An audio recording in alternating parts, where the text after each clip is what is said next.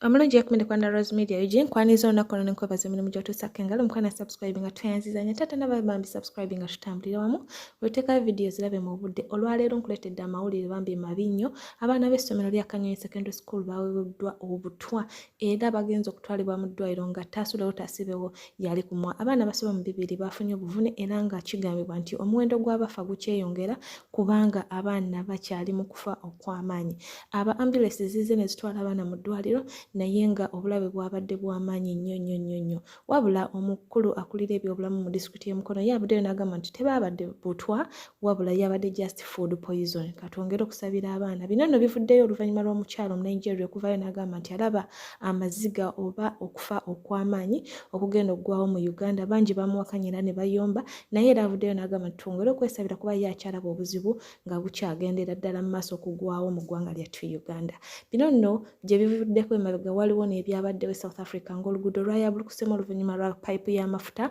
okwabika oluguudo ne luggwamu emmotoka ne ziggwamu bangi bafunye obufune era nabo bambi katubasabire South Africa tebiri bulungi naye nga kambi kuteereyo olabeko mukwano mukama omulungi bannange abaana ba Nakanyonyi Secondary School babawadde obutwa n'abambyulensi zijjudde ambyulensi zizo zisomba abaana kuva ku makya ssaawa 3 nakati zikyabasomba batalize ku makya laba ekigenda mu maaso ambyulensi zijjudde mu ssomero laba abantu abangi bazibu laba ambyulensi zikyajja buzi zisomba abaana babawadde obutwa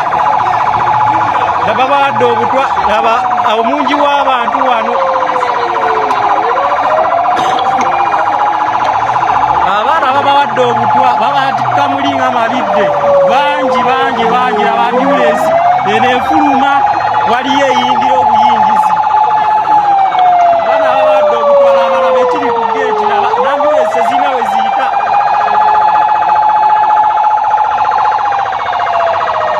abaana bafa Nakanyonyi abaana bafa Nakanyonyi Secondary badeke mu ambulance badeke mu bakubira mama sifati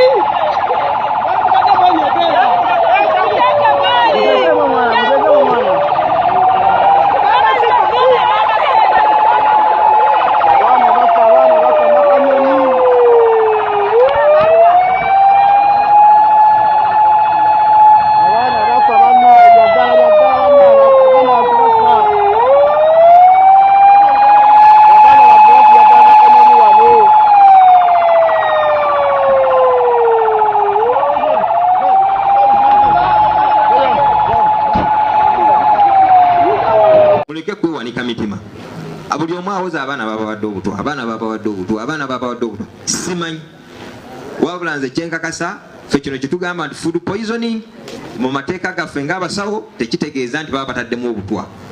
Food poisoning mu lulimi olwangu tuyinza okiyita nti emmere badde oluusi agirya engalo ze enkyafu, ayinza okuba agitadde mu sowaani enkyafu, ayinza okuba agiridde nga yagifumbyeko ekyemisana n'agireka mu seppiki n'atagibugumyako n'agireka nga tagi.